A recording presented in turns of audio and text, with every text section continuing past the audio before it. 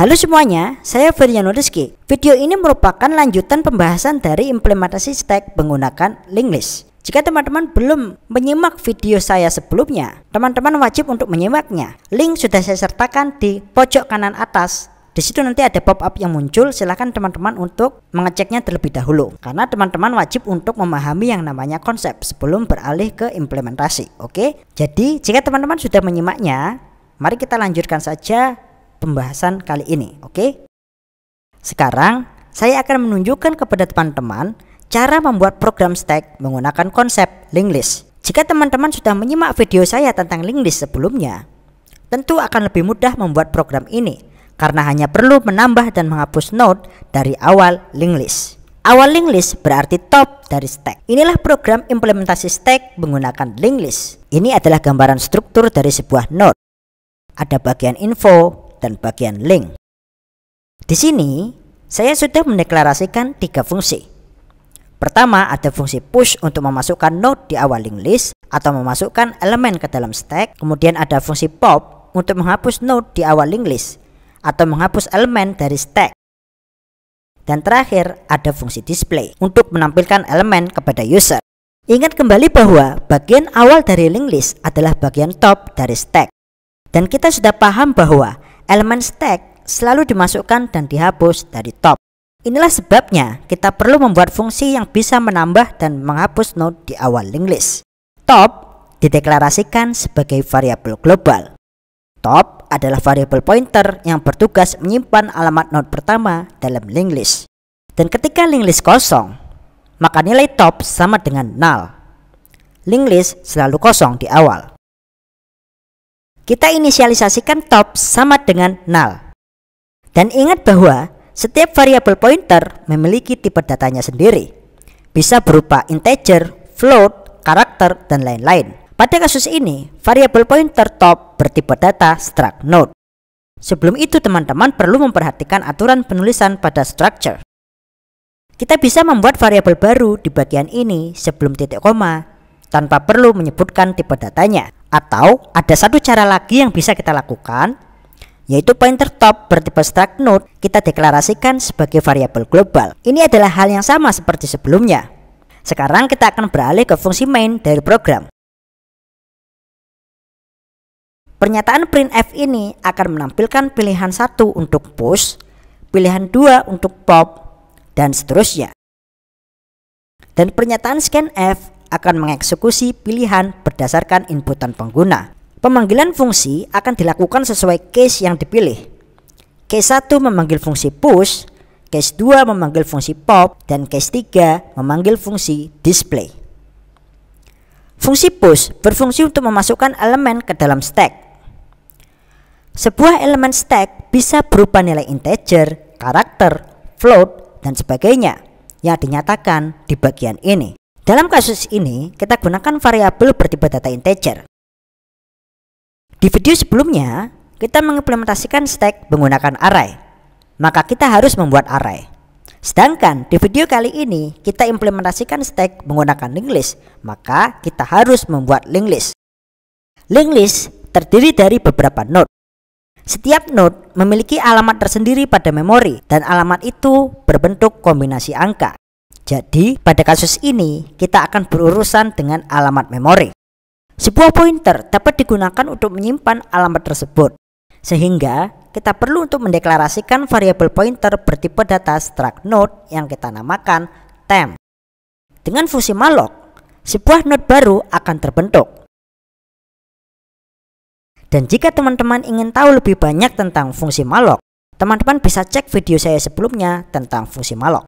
Yang perlu teman-teman pahami adalah penulisan sintaks dari fungsi malloc, dimulai dari tipe data, kemudian nama fungsinya yaitu malloc, dan tuliskan lagi tipe datanya.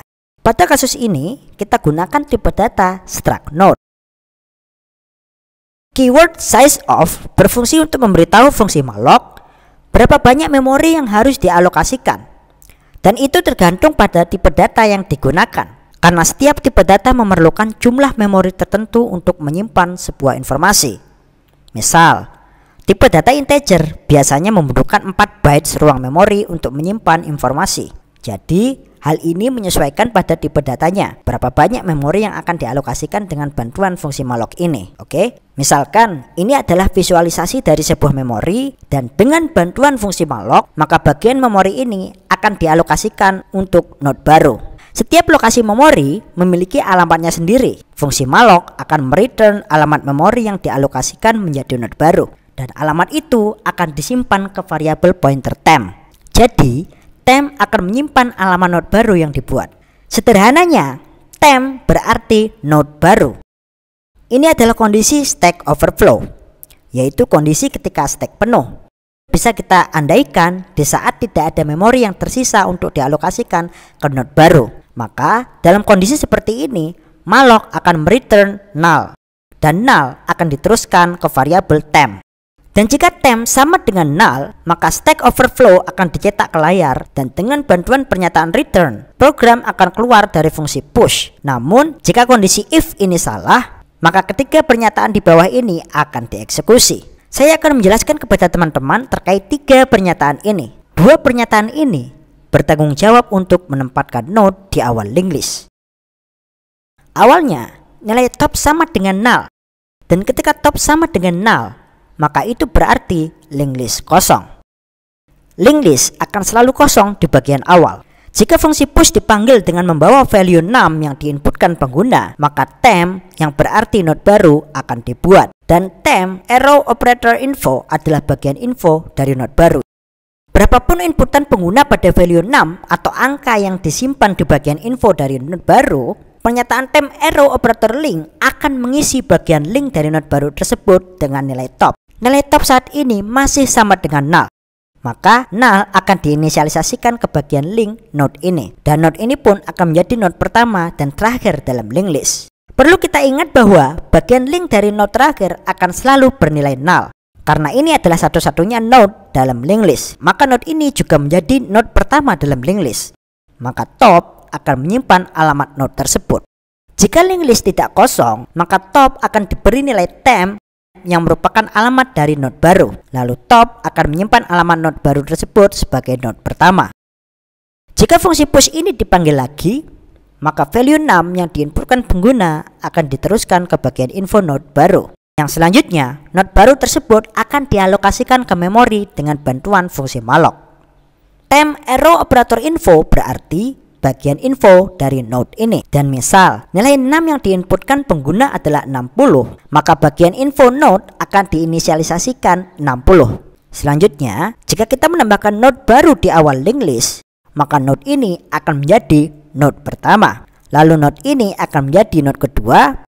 Bagian link dari node pertama akan menyimpan alamat node kedua. Temp arrow operator link berarti bagian link dari node ini akan diberi nilai top.